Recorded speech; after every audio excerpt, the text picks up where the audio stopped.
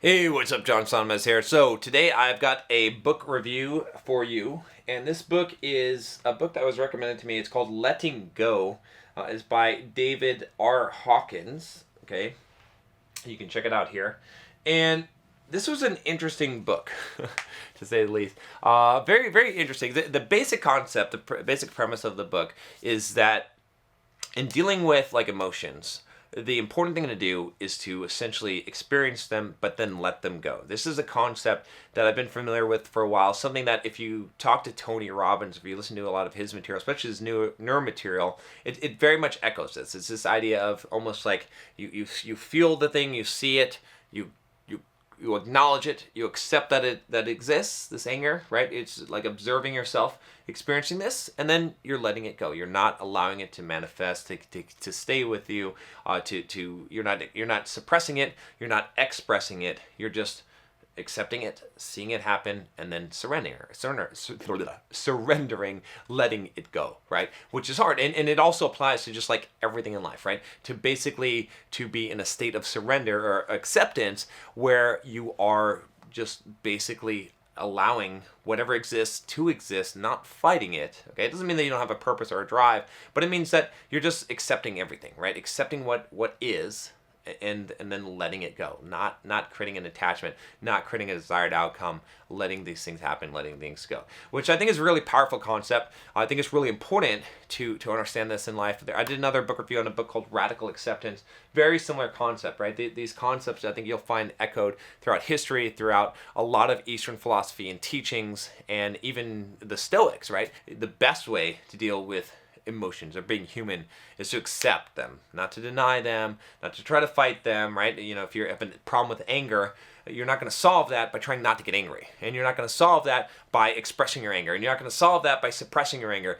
The way you're going to solve it is by saying, hey, oh, that's interesting, I'm feeling angry right now, observing it non-judgmentally and saying, okay, it's part of being human, it's normal, but I'm not going to hang on to the anger. The thing that's made me angry, I'm going to let it go. I'm not going to hang on to the emotion. I'm not going to take ownership of it. I'm not going to enjoy it. I'm just going to say it's here. It'll be here for however long it's here, and let it go, right? And that's kind of the concept here. The book also goes into kind of levels of consciousness. It does get a little bit into, even for me, the woo-woo zone. I will warn you about this, but again, I think there's some value from the concepts, even if some of the stuff goes a little bit far with muscle testing.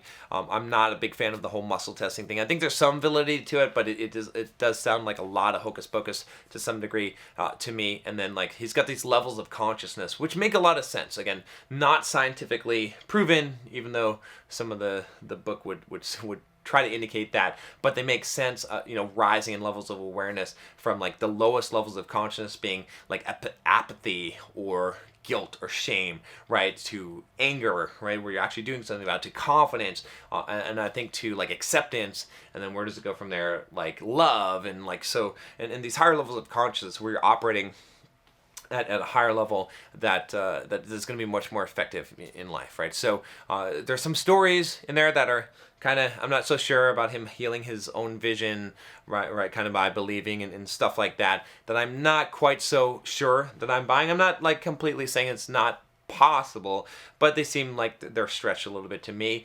But again, that doesn't nullify a lot of the value and the concepts of this book. Like, try letting go, try accepting, right? Try experiencing life on its own terms and allowing your emotions to exist and accepting them without judgment, and you're going to benefit as a human being. So while I appreciate the book and I appreciate a lot of the concepts, it's not one that I would like super highly recommend. I think there's probably other books that don't go so far into what I call the twilight zone.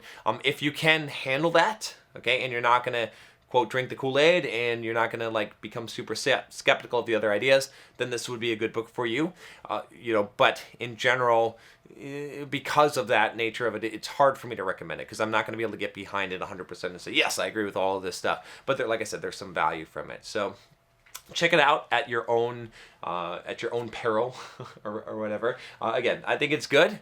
I would give it a thumbs up, but I can't give it like I guess I could give it one thumbs up. I can't give it two thumbs up because of some of the content there with the muscle testing in the appendix and stuff like that. That seems a little far out there, but practicing the concept of letting go, totally legit, totally agree with it. Definitely something that changed my life majorly, right? I have very little, like, as far as like emotional baggage, emotional stress, like drama in my life, it's almost zero, since I started doing this, which was well before this book, of course.